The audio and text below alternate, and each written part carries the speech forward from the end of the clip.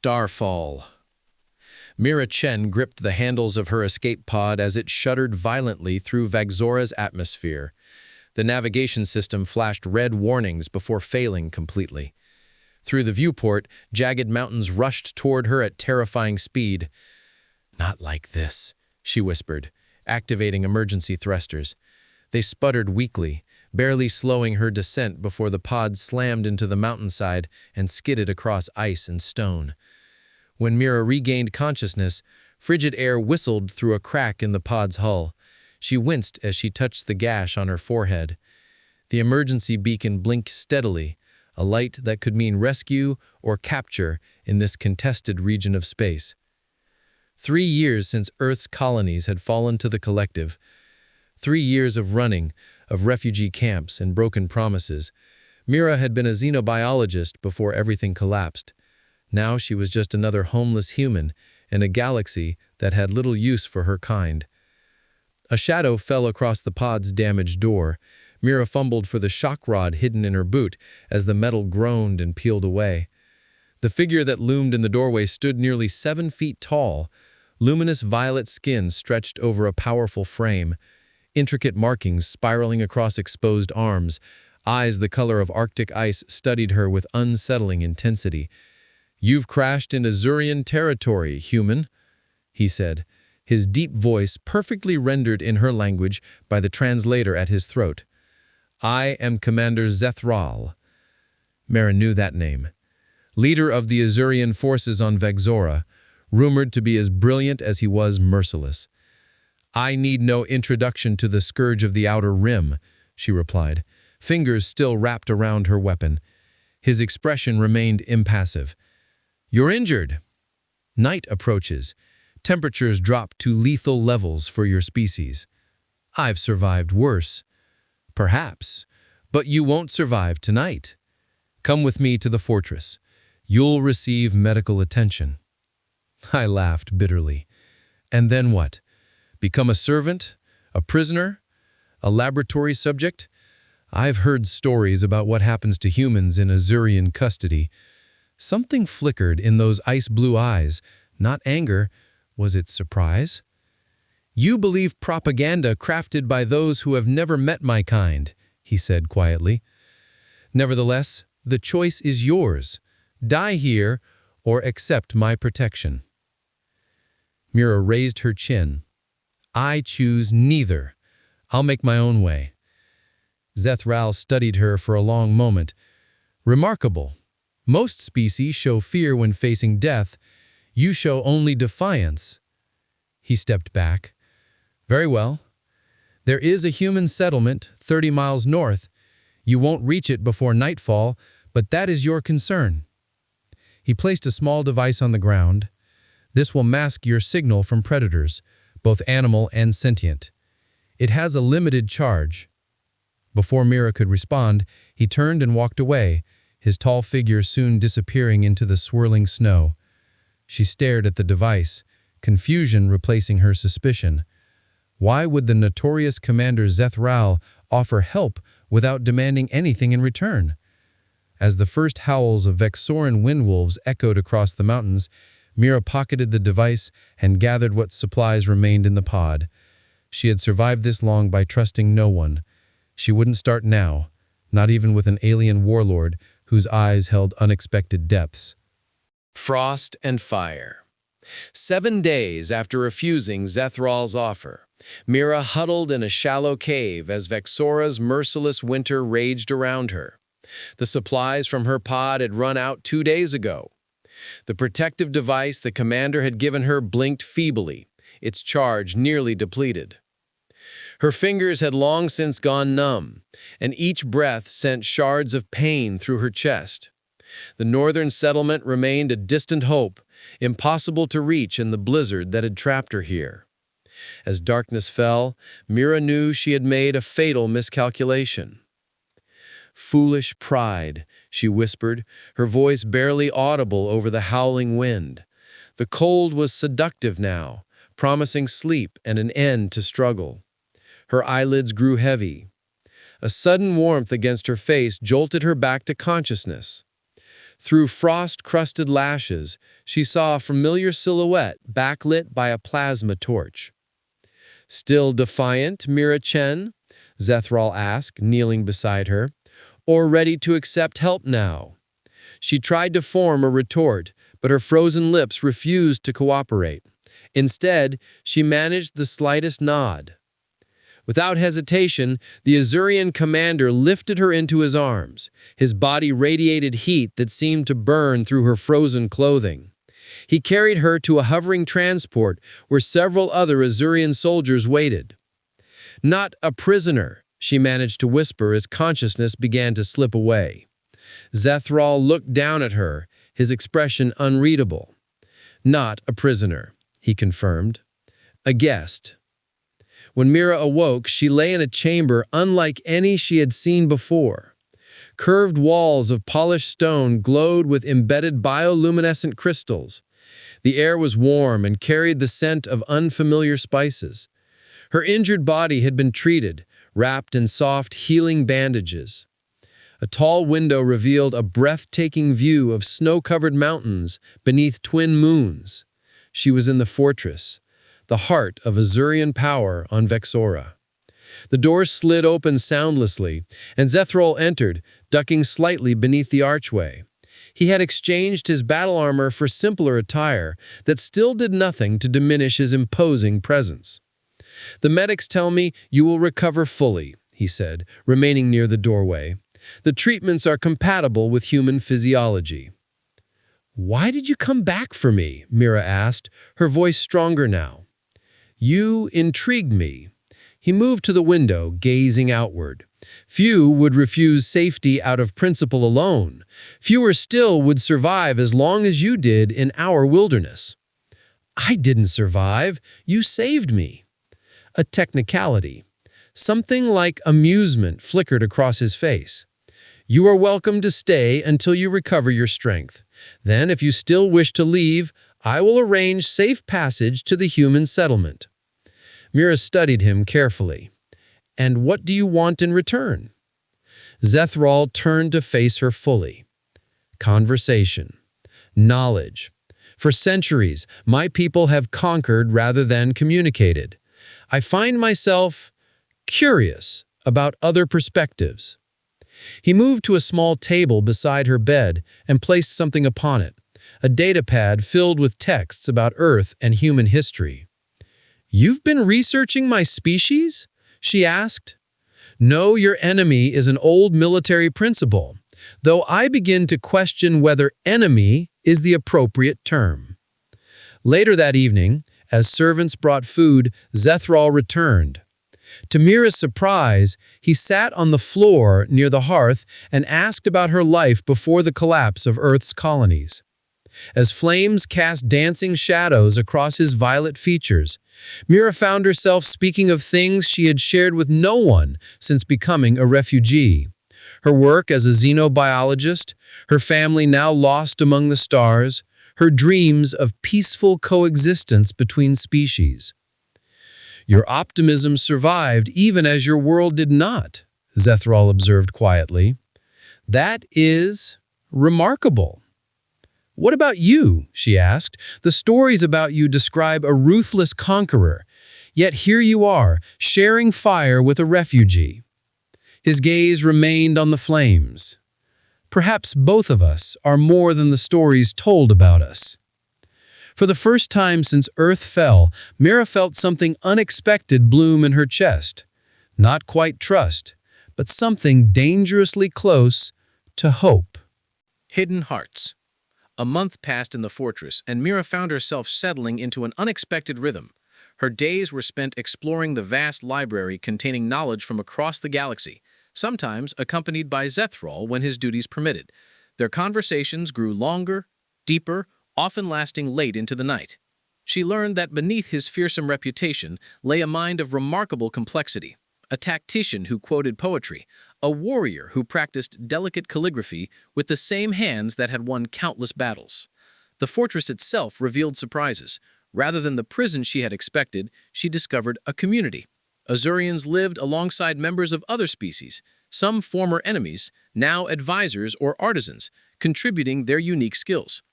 "You've created a sanctuary," she observed one evening as they walked along the ramparts overlooking the valley below. "A necessary adaptation," Zethral replied. "Pure conquest leaves only ashes.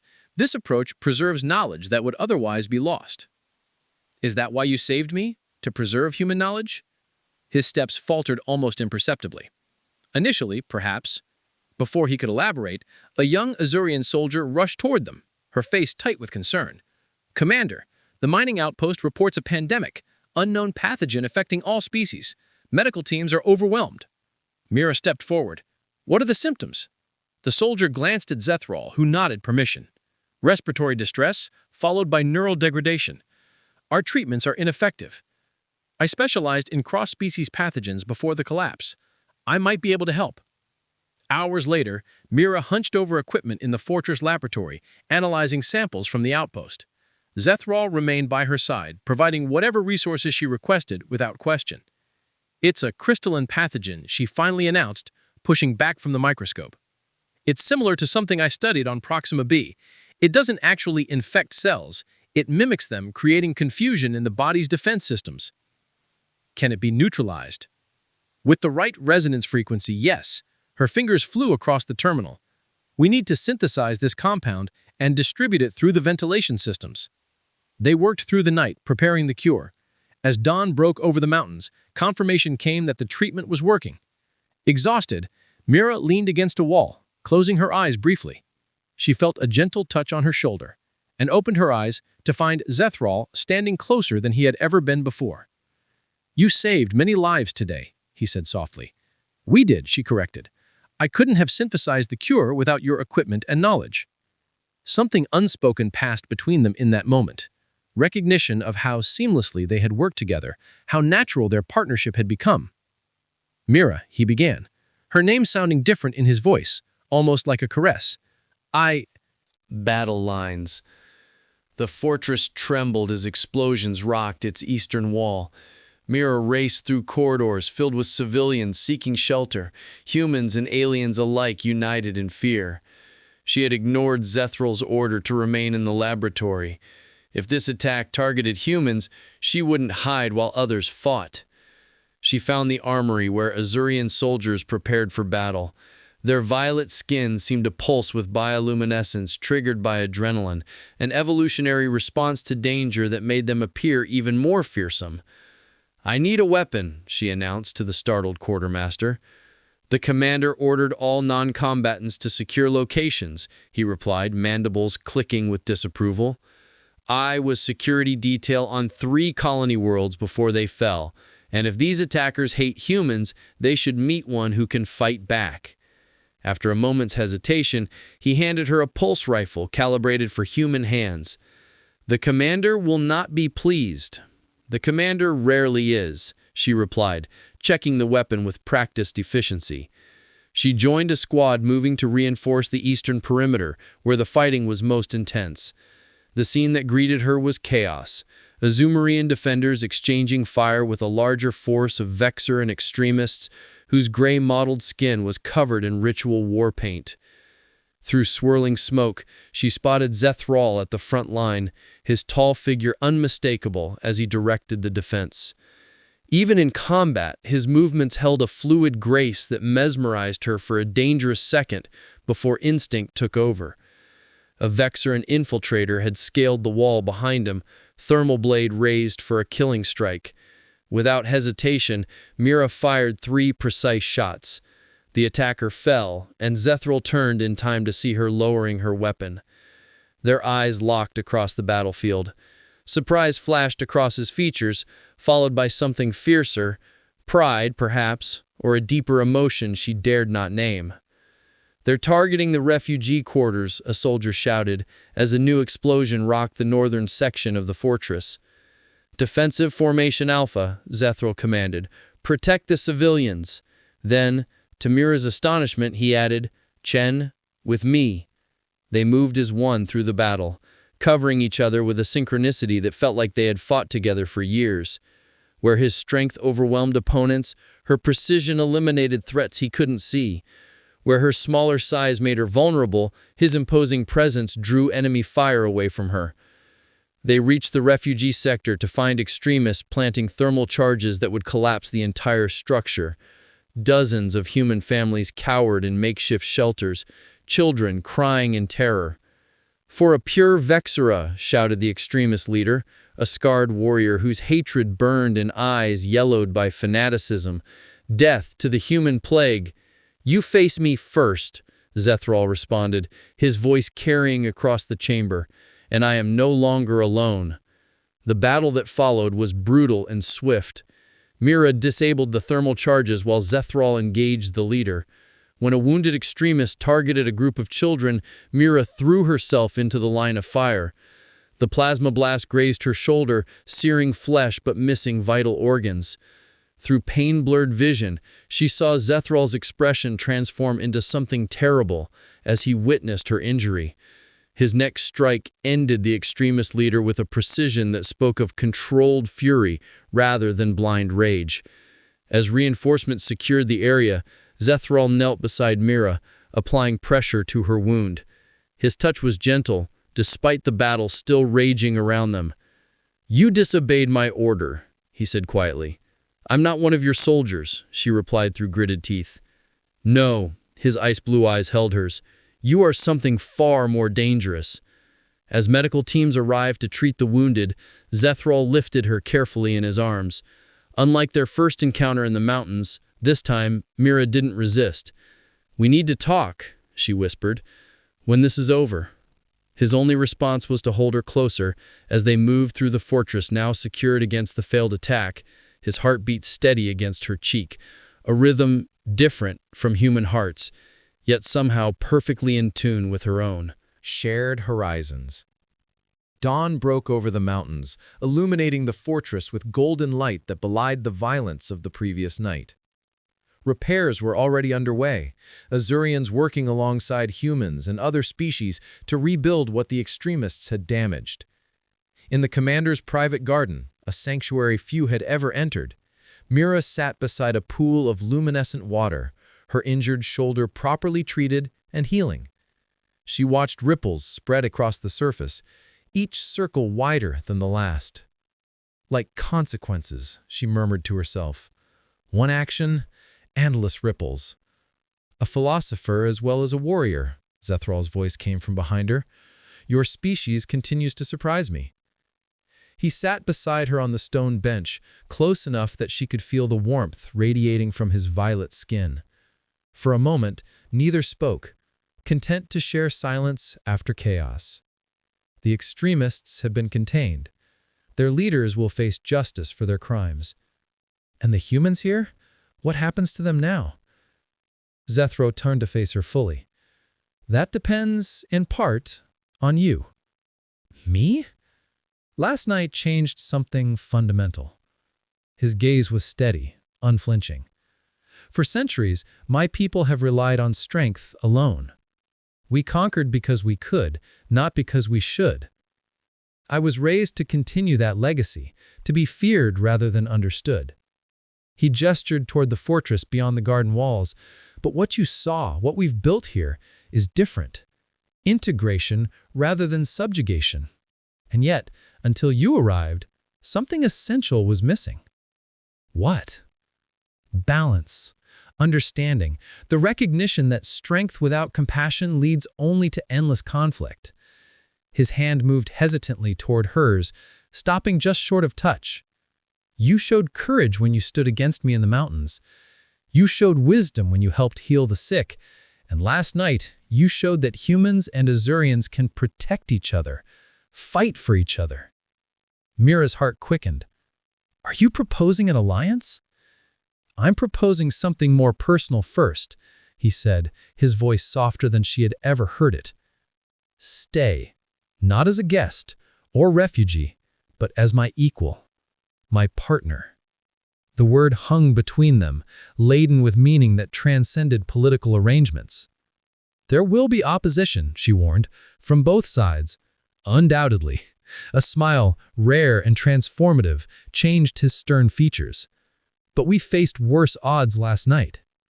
Mira closed the distance between their hands, her fingers intertwining with his, different in color and form, yet fitting together with unexpected perfection. I never imagined finding home among the stars, especially not with someone I once considered an enemy. Perhaps that is the greatest victory, to transform fear into understanding, suspicion into trust. In the weeks that followed, the fortress became a beacon for a new kind of cooperation. Word spread across systems of the human woman and the Azurian commander who had forged something unprecedented, a sanctuary where species worked together rather than against each other. Representatives from worlds long isolated by conflict arrived to witness what many considered impossible. Where Zethral once inspired fear, he now commanded respect. Where Mira once found only loneliness, she discovered community. One evening, as twin moons rose over Vexora, they stood together on the highest tower. Below them, lights twinkled in windows where families, humans, Azurians, and others, shared meals and stories. When my pod crashed here, I thought it was the end of my journey. Zethral's Rarm encircled her waist, drawing her against him. And now, she turned in his embrace to meet his gaze, no longer alien to her, but beloved and familiar. Now, I know it was just a beginning of something neither of our worlds could have imagined alone. Their silhouettes merged against the starlit sky, two beings from worlds separated by vast distances, yet connected by something stronger than the forces that had once divided them. Not conqueror and conquered, not refugee and protector, but partners in creating a future where differences became strength rather than division. A love that rewrote the possibilities of existence among the stars. As their lips met in a kiss that defied the boundaries between species, the fortress below them hummed with life and purpose, a testament to the truth they had discovered together, that even in a broken galaxy, home could be found in the most unexpected of places and in the most unexpected of hearts.